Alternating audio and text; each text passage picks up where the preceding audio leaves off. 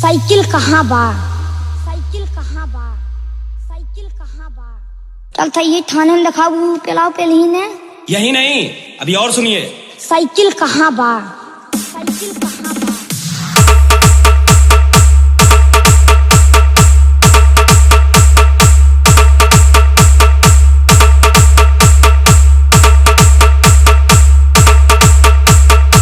Cycle कहाँ बा।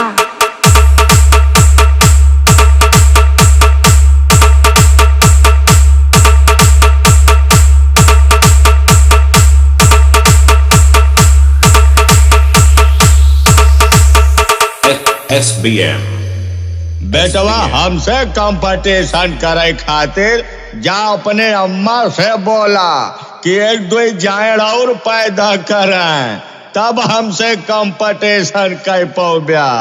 चलो भाई देखो अब मैं क्या करता हूँ।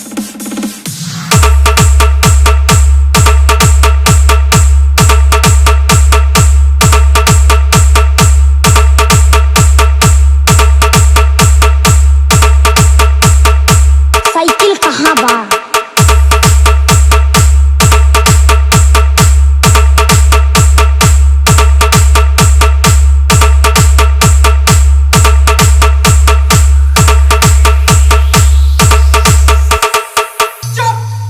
बिल्कुल चुप। हिम्मत कैसे हुई तेरी मुंह खोलने की। रोज आते हैं इस उम्मीद पे आज जीतेंगे, कल जीतेंगे, परसों जीतेंगे, रोज हारते हैं।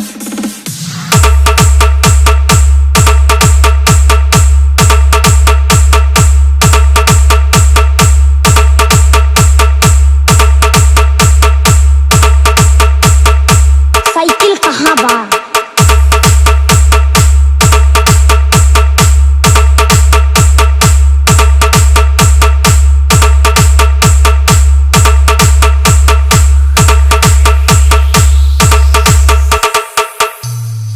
यही नहीं, भूखा भूख मार के सो जाता है और प्यासा थूक चाट के सो जाता है।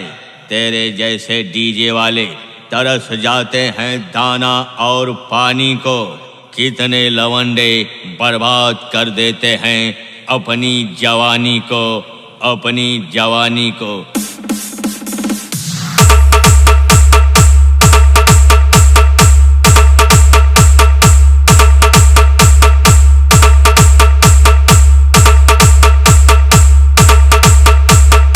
साइकिल कहाँ बा।